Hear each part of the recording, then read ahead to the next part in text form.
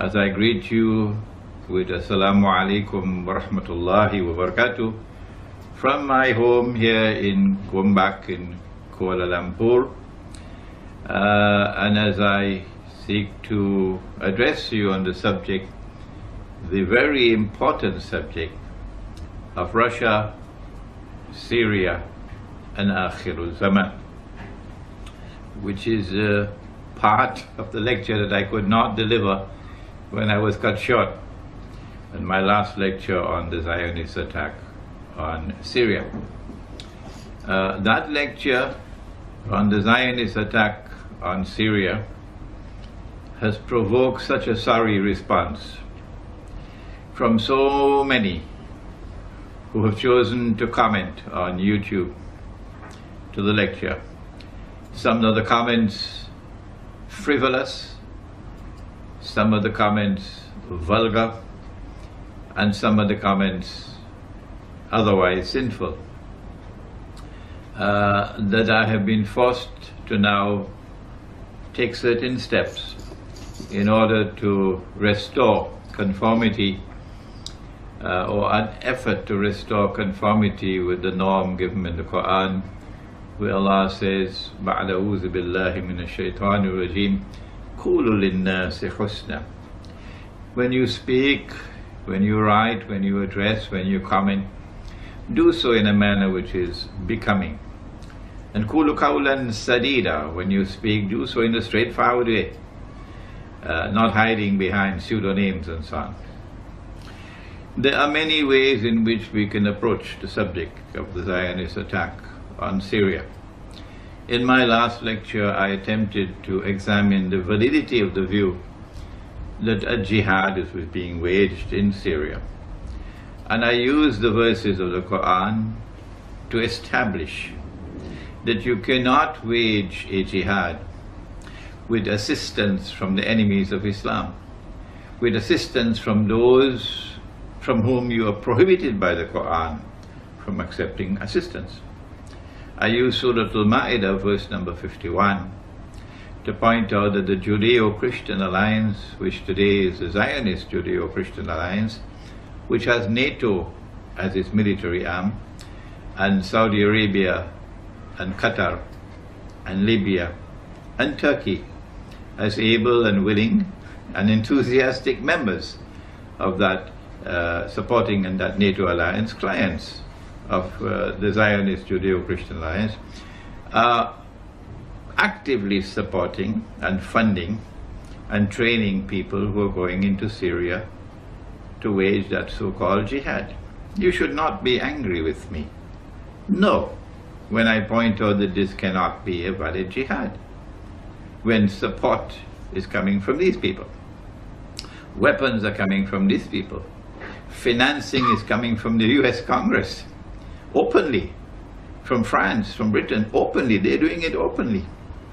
And if you accept that support and that help and those weapons and so on, you cannot be waging a valid jihad. Don't be angry with me, this is facts. These are facts that I'm mentioning.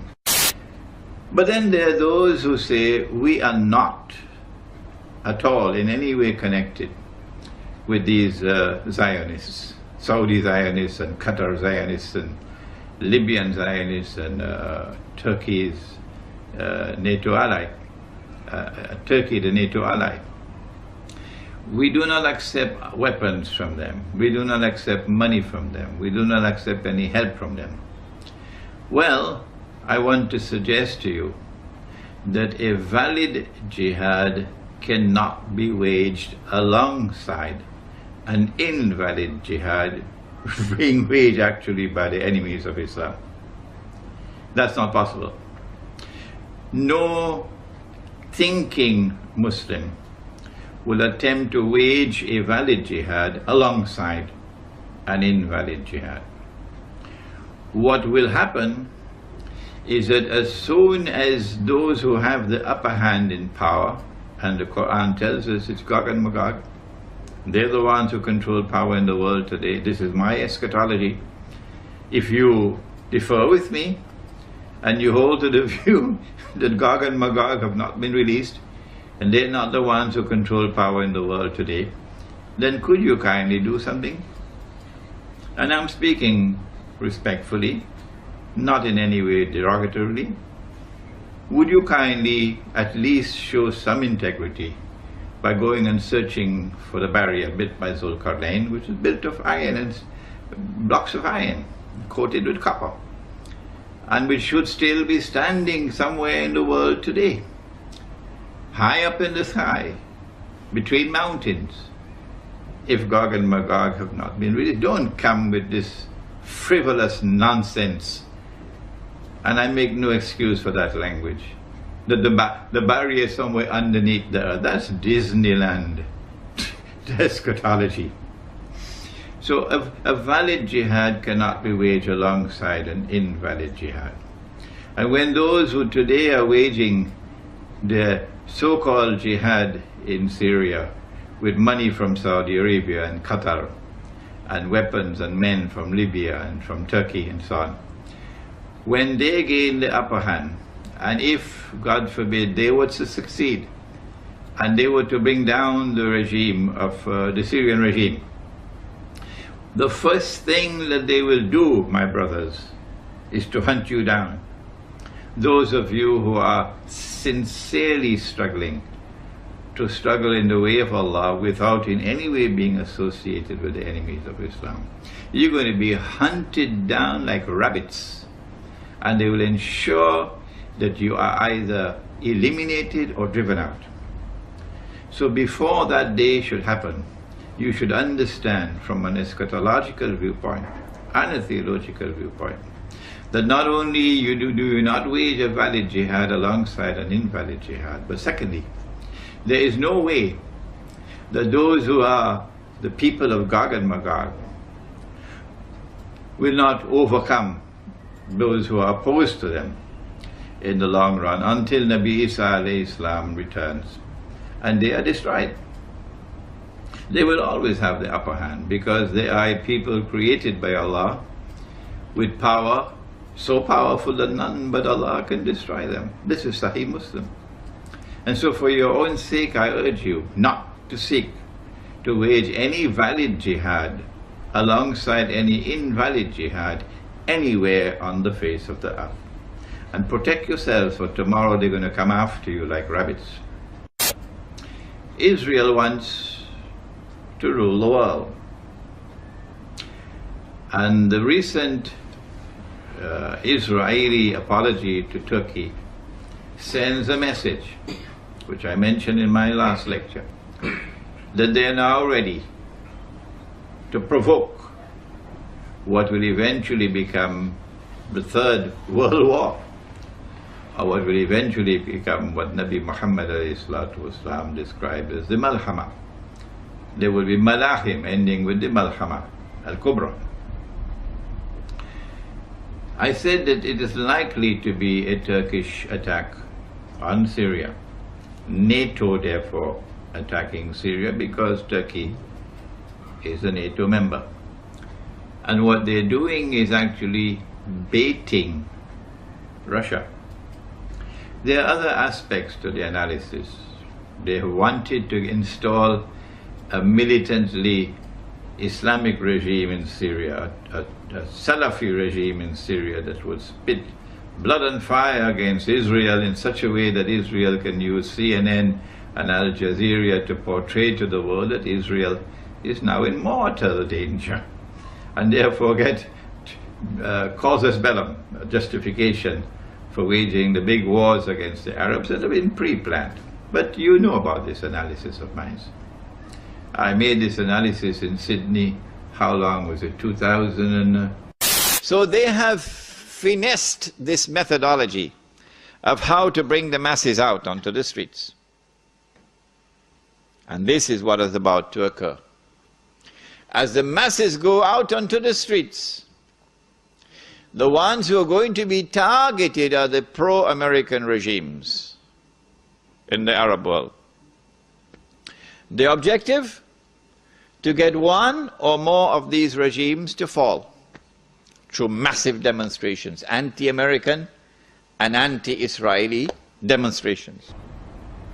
So in addition to that, what they're doing is baiting Russia. And today, if I may be able to do so, and if my words can reach to Moscow, today we from the world of Islam, about whom the Prophet ﷺ has said to us that we will make an alliance with Rome, we send a message to Rome. They're probably going to bait Russia with an attempt to slaughter the Christians of Syria. In the same way that one Sheikh, an elderly 84-year-old man, was shamefully assassinated with some 49 other people in a masjid while giving a khutbah. Shamefully on you, shamefully. If in your heart there is no regret, if in their heart there is no pain and anger against those who committed this act against that elderly sheikh who was a learned scholar of Islam, I say to you, wait until you go in your grave, and then you will learn, to your surprise, that you have no Iman at all. None. Not even the weakest of all. Because if you had even the weakest amount of Iman, you detest it in your heart. And so, attacks on the Christians of Syria, we can expect it.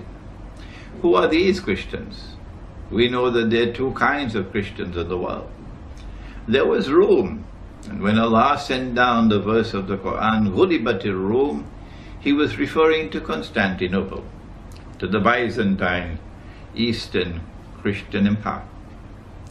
But then, I think it may have been about 100 years or so after the Quran came down, that there was a split, a schism, and part of that empire, part of that Christian world broke away and went and formed their headquarters in the Italian city of Rome, from where Rome had emerged in the first place to move to Constantinople.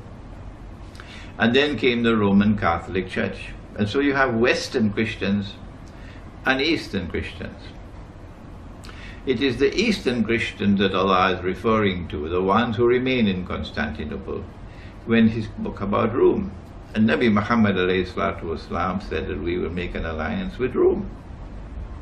These are the people, and I know that our Turkish brothers and sisters are becoming increasingly angry with me when I point out that the Ottoman Empire was consistently at war with Rome, particularly with Russia. You have to prove to me that in every instance that the Ottomans took up arms against Rome, they were doing so in a manner which conformed with the Sharia of Islam, which prohibits offensive warfare, prohibits aggression, prohibits the use of jihad to expand a territory. Not at all, not in Islam. We never fight except in response to aggression or to remove oppression. We never fight unless it be in response to aggression or to remove oppression. And there's a methodology for the removal of oppression, but we don't have the time to discuss that today. And so Rome is Russia today. And we're going to make an alliance with Rome, said the Prophet ﷺ. Yes, I know that the hadith goes on to say many other things, but it does say, you cannot deny it, that we are going to make an alliance with Rome, and Rome is Russia. If Rome is not Russia, hatu burhanakum. Come on, bring your proofs. And let us argue the question in a very civilized way, in a scholarly way. Rome is in the Quran, and therefore it is from the Quran that we must first derive our definition of Rome. And Rome in the Quran is Constantinople, and Constantinople has moved to Russia. If we are to form an alliance with Rome, then it is with the Eastern European Christians that we're talking about. And the Christians in Syria belong to Rome, not to the Roman Catholic Church. Most of them belong to Rome. There may be some who have their alliance with the Roman Catholic Church, but they are, I believe, in a minority. And so if these Christians are attacked and slaughtered in Syria, it will provoke a response from Russia. This can be one of the ways, one of the sinister and shameful ways that Russia can be baited. The other way, of course, is for a full-scale launch, a full-scale Turkish attack launched on Syria. And then when Turkey launches an attack on Syria, because Syria and Iran have a defense treaty, Iran will now be also part of the war, and Iran will attack Turkey. And it will only be a matter of time, I believe, will Russia will be drawn into the war. And so today, we want to send a message from Islamic eschatology to Russia, and to remind Russia that the Bolshevik revolution did not happen by accident. No. It was part and parcel of a diabolical planning that was meant to stab Russia in the back, and you know what I'm talking about. On the eve of the First World War, they planned for you. From the front door, Britain and France reached out to Russia for an alliance. Britain and France had already made an alliance. And then when they convinced Russia to join the alliance, it became the Triple Alliance. Or was it called the Triple Entente, I believe. But part and parcel, eventually, of that which was used to bait Russia, to lure Russia into the alliance, was the perception of the Ottoman Empire being on its last legs.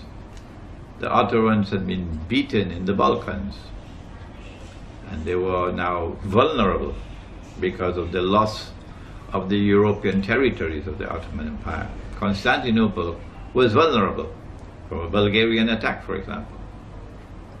And because of that perception of weakness on the part of the Ottoman Empire, the sick man of Europe, they called it, they felt that Ottoman Empire was ripe for the plucking. And so they offered Russia, if you will join with us in the alliance, then we will give you Constantinople. We'll allow you to get Constantinople. The whole of Rome had been longing to get back Constantinople since the Ottoman Sultan Muhammad Fatih had conquered Constantinople. And he had added salt to the wound of the loss of the capital city of Rome, Constantinople. He had added salt to that wound in what I declared to be a disgraceful act, and I have no need to change that word at all. I'm fully conscious of what I'm saying. I'm 71 years of age.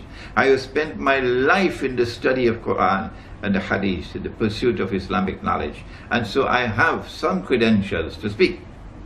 And it is with full knowledge I say it was a disgraceful act to take Hagia Sophia, the foremost cathedral of Christendom, of Eastern Rome, and transform it into a masjid. Disgraceful. And so that added salt to the wound. It created hatred in Eastern Europe and Russia, eternal hatred for Islam when you did such a thing. It's like a stab in the very heart of Eastern Europe, Rome. This is what they did. And so when Russia was offered Constantinople by Britain and France on the eve of the First World War, the Russians were very pleased to accept that offer. And then the First World War commenced on cue, as though it was pre-planned. In fact, it was pre-planned. When they had offered to you Constantinople through the front door, Russia, are you listening? Guess what they did through the back door? These people who are duplicitous in their conduct, who are deceptive, who speak with forked tongues. And Russia, remember that Israel has a PhD in deception. And Israel is going to act in precisely the same way that Britain and France acted. What they did was to attack Russia from the back door when the Russian troops were very close to Constantinople. And then, in order to prevent Russia from taking Constantinople, which they had offered you through the front door, what they did was to plan and to execute the Bolshevik Revolution the way that they planned and executed 9/11. There is research to be done, but I guess the Russians already know what I'm talking about. Eastern Europe knows already what I'm talking about. The connection, for example, between Wall Street and the Bolshevik Revolution. The connection, for example, between the Americans and the Siberian Railway to ensure that the Russian regime would not have the use of the Siberian Railway, and that the Bolsheviks would be able to use the railway to bring in troops and men. So the Bolshevik Revolution took place at the time when it did, I believe in October 1917, in order to prevent Russia, Rome, from getting Constantinople. This was their duplicitous conduct. This was the double standards. This was the forked tongue. And Russia, you should beware now, because we are on the verge of another world war. And they would attempt to deceive you one more time. I believe the heart of the deception this time will not be France, will not be England, will not be the United States. It will be Israel. When they brought about the Bolshevik Revolution, they did it not only to prevent Russia from getting Constantinople, but for a second reason as well. The Bolshevik Revolution led in 1922 to the creation of the Soviet Union and to the communist ideology. Communism was not created by a schoolboy. Communism is not schoolboy economics. Not at all. The communist socialist economic theories were very, very, very skillfully constructed. It brought about what may be described as more egalitarianism in the economy. For example, the gap between the rich and the poor was brought down, made so small. The Russians today must be looking back at the days of the Soviet Union with nostalgia, because today in Russia it's gone so high. The rich are so rich and the poor are so poor. The gap is so high. They did it because there was some merit in the communist or socialist ideology. But they had state control of the economy and a dictatorial regime. And it was an atheist regime. And its mission for which it was constructed was to destroy the Christian foundations of Russian society and of Eastern Christian Europe. And they wanted to do that so that the Western Christian faith would have the upper hand, would dominate. Because the Western Christian faith and the Judeo-Christian alliance always recognized that Rome represented a threat to them. And then look at what happened in the Second World War. Was it an accident that even after Germany had surrendered, they continued the war and then they stopped the war at a certain time? Why did they stop it at that time? Why did they not go forward?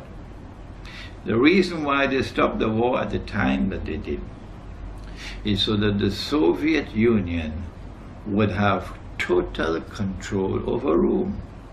All of the territories of Eastern Europe, where Rome was located, Eastern Christianity, so that the Soviet Union would continue its oppression of Christianity in that part of the world. And so the Bolshevik Revolution was a stab in the back of Russia. It brought with it certain benefits, but there was poison with it. Like, Al Jazeera Some things which are very good, but so much of poison. Like, for example, Harun Yahya and all his books. So much of it's so good, but look at what his eschatology teaches you. And so it is very likely we are now on the verge of the big wars. We are at a critical moment in history, and Syria is the center of the chessboard. And it is necessary for the Russian leadership to ensure that they are not deceived. Be careful, be careful, be careful, because those who are you dealing with have PhDs in deception. One last word. Yes, Syria is the center of the chessboard in Akhir Zaman, or the last age. Yes, indeed, we believe that the three main actors of Akhir Zaman, or the end time, are eventually all going to be in Damascus at the same time. And so the battle for Damascus is at the heart of Akhir Zaman. Imam al-Mahdi will be in the masjid. We mentioned in our last lecture that Nabi Muhammad alayhi salatu wasalam said that the masjid would be barricaded, locked up, the gates, and the Imam will be inside. And that when the prayer is about to start, the Son of Mary will come down from the sky with his hands resting on the wings of two angels. The Son, of the Virgin Mary. Do you remember now? We Muslims, we share with you the view that Mary was a virgin. The Quran says about Mary, she is the highest of all the women in heaven. That's her status. That is what links us both, you and I. Our recognition of the status of Maryam alayhi salam, or Mary. And we and you are the only two people on the face of the earth who believe that Jesus will return, Nabi Isa alayhi salam. There is so much that links us together. We should not be fighting with each other. We should now be cooperating with each other. When Nabi Isa alayhi salam, or Jesus, returns, comes down from the sky, with his hands resting on the wings of two angels, he will come down in that masjid in Damascus, not in Rome, not in Washington, not in London, and not in Jerusalem, in Damascus. And when he comes down, the Imam al-Mahdi will recognize him and say, this is the Son of Mary. In just the same way that John the Baptist has said, here he is, this is the man you've been waiting for, this is the Messiah. And so history will repeat itself.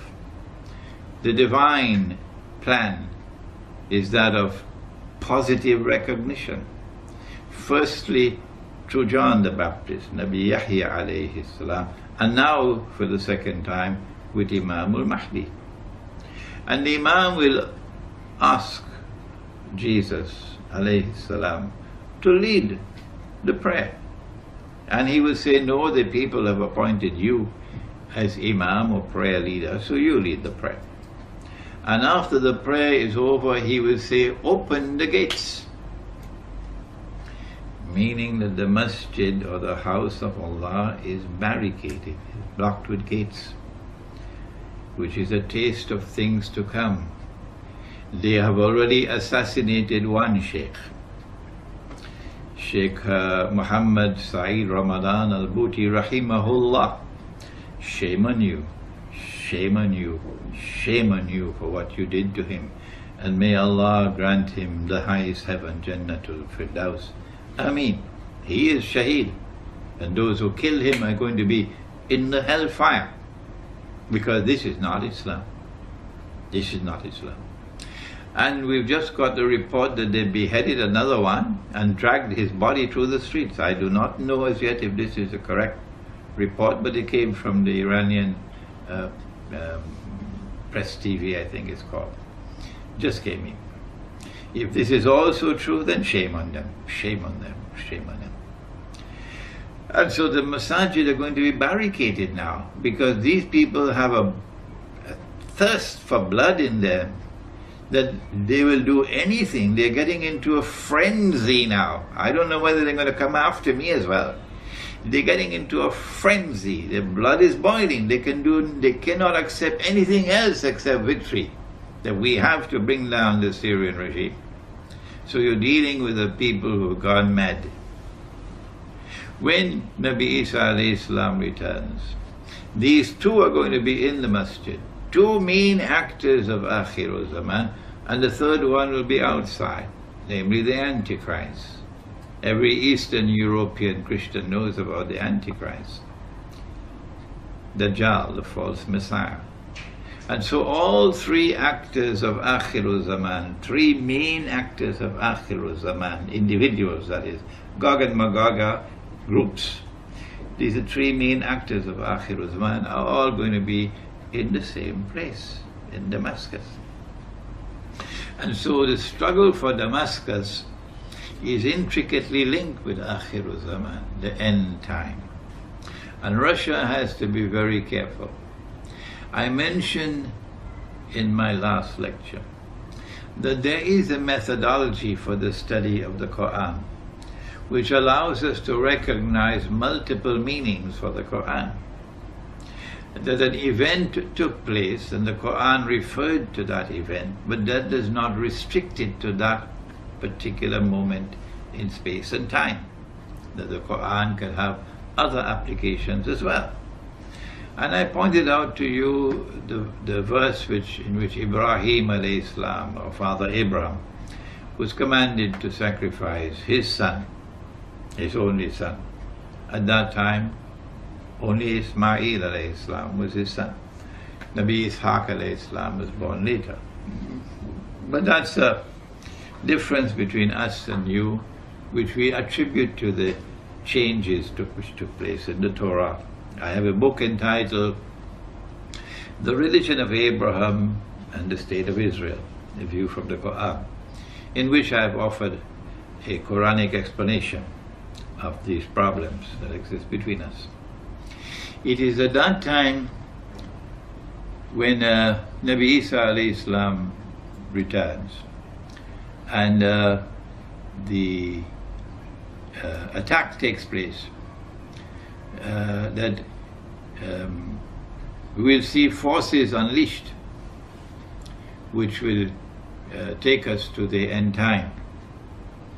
Russia has to be very careful, because if an attack takes place on Syria and Russia is lured into the war, our understanding of the Quran is that the verse of the Quran which is located in Surah Al-Rum, or the surah which is named after the Eastern Orthodox Christians, which begins with the verse Ghulibatir Rum, Rome has been defeated, but then goes on to say وَهُمْ مِنْ بَعْدِ غَلَبِهِمْ سَيَغْلِبُونَ.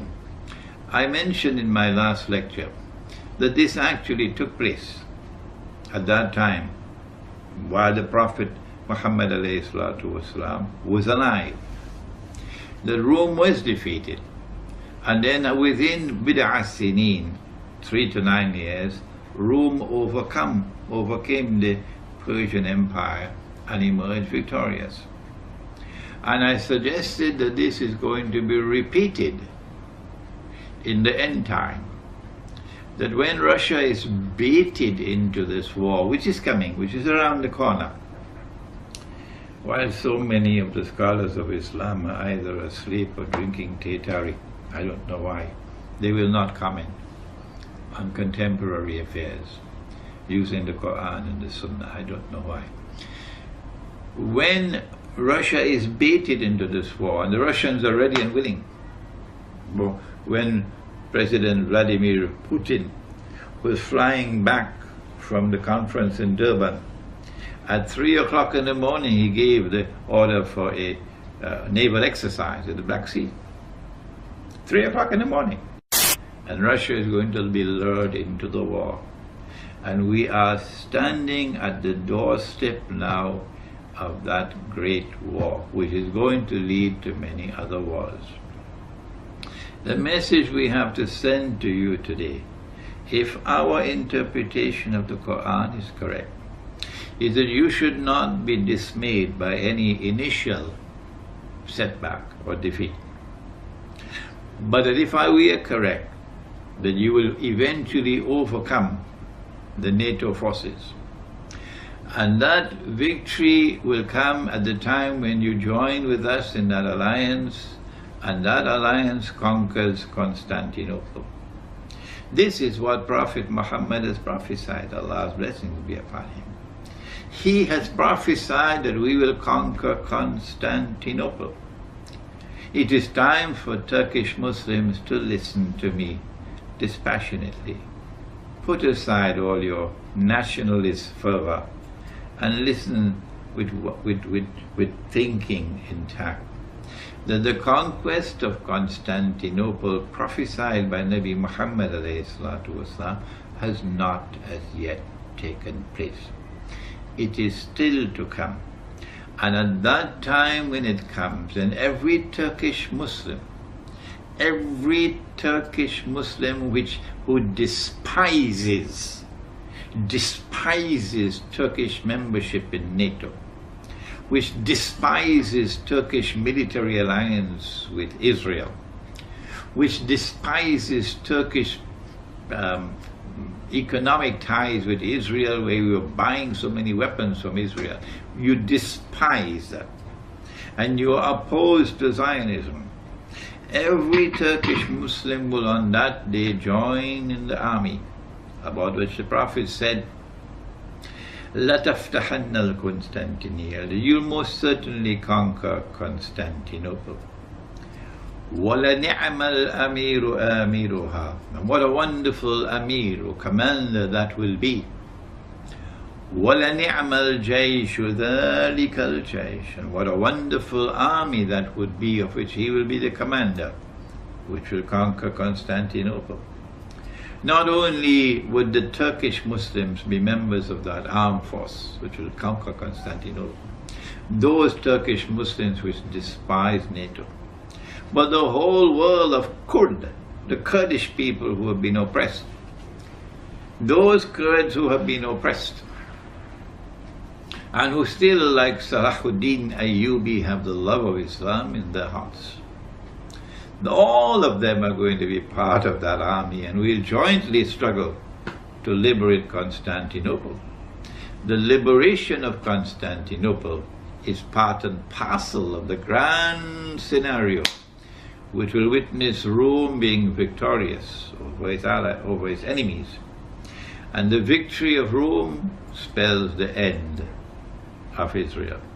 And so we end our talk on Syria, Russia, and Akhir Zaman, pointing out that this is not the whole story, but we'll reveal it, or we'll analyze it bit by bit in the days and months, the weeks ahead, inshallah.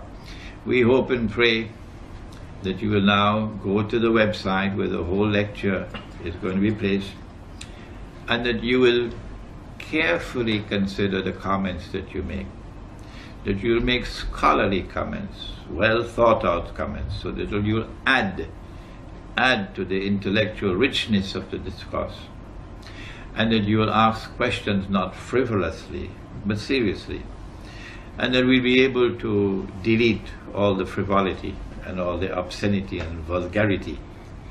وَنَعُوذُ بِاللَّهِ مِنْهُ.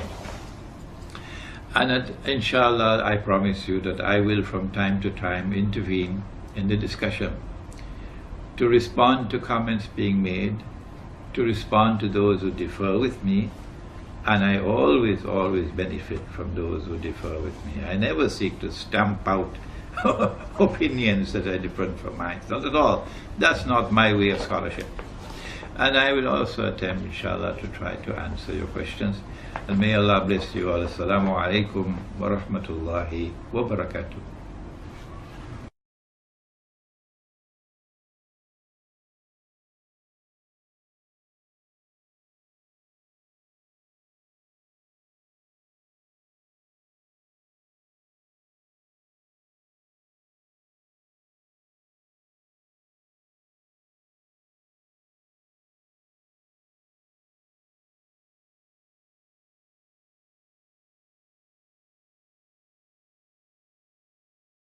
power in the world today, then could you kindly do something?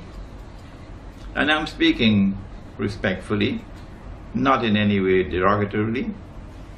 Would you kindly at least show some integrity by going and searching for the barrier built by Zulkarnain, which is built of iron and blocks of iron coated with copper, and which should still be standing somewhere in the world today, high up in the sky, between mountains, if Gog and Magog have not been released. Don't come with this frivolous nonsense, and I make no excuse for that language, that the barrier is somewhere underneath the earth. That's Disneyland. Eschatology. So a valid jihad cannot be waged alongside an invalid jihad. And when those who today are waging the so-called jihad in Syria with money from Saudi Arabia and Qatar and weapons and men from Libya and from Turkey and so on, when they gain the upper hand, and if, God forbid, they were to succeed and they were to bring down the regime of the Syrians,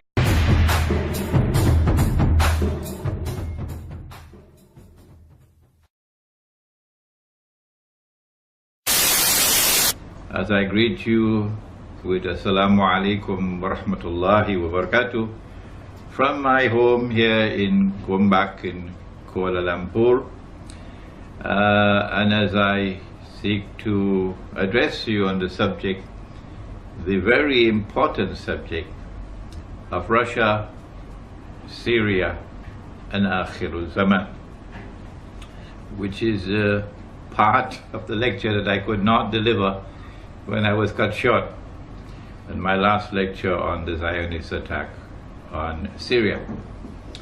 That lecture on the Zionist attack on Syria has provoked such a sorry response from so many who have chosen to comment on YouTube to the lecture. Some of the comments frivolous, some of the comments vulgar, and some of the comments otherwise sinful. Ma'idah verse number 51, to point out that the Judeo-Christian alliance, which today is the Zionist Judeo-Christian alliance, which has NATO as its military arm, and Saudi Arabia and Qatar and Libya and Turkey as able and willing and enthusiastic members of that supporting and that NATO alliance, clients of the Zionist Judeo-Christian alliance, are actively supporting and funding and training people who are going into Syria to wage that so-called jihad. You should not be angry with me. No, when I point out that this cannot be a valid jihad, when support is coming from these people, weapons are coming from these people, financing is coming from the US Congress, openly, from France, from Britain, openly, they're doing it openly. And if you accept that support and that help and those weapons and so on, you cannot be waging a valid jihad. Don't be angry with me, this is facts. These are facts that I'm mentioning. But then there are those who say, that I have been forced to now take certain steps in order to restore conformity or an effort to restore conformity with the norm given in the Quran, where Allah says, "Ba'da'udhu billahi minash shaitanir rajim, qulu lin-nasi husna." When you speak, when you write, when you address, when you comment, do so in a manner which is becoming. And qulu qawlan sadida, when you speak, do so in a straightforward way, not hiding behind pseudonyms and so on. There are many ways in which we can approach the subject of the Zionist attack on Syria. In my last lecture, I attempted to examine the validity of the view that a jihad is being waged in Syria. And I used the verses of the Quran to establish that you cannot wage a jihad with assistance from the enemies of Islam, with assistance from those from whom you are prohibited by the Quran from accepting assistance.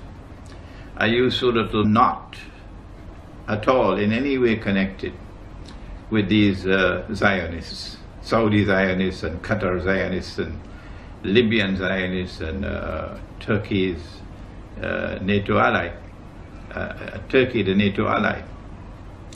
We do not accept weapons from them. We do not accept money from them. We do not accept any help from them.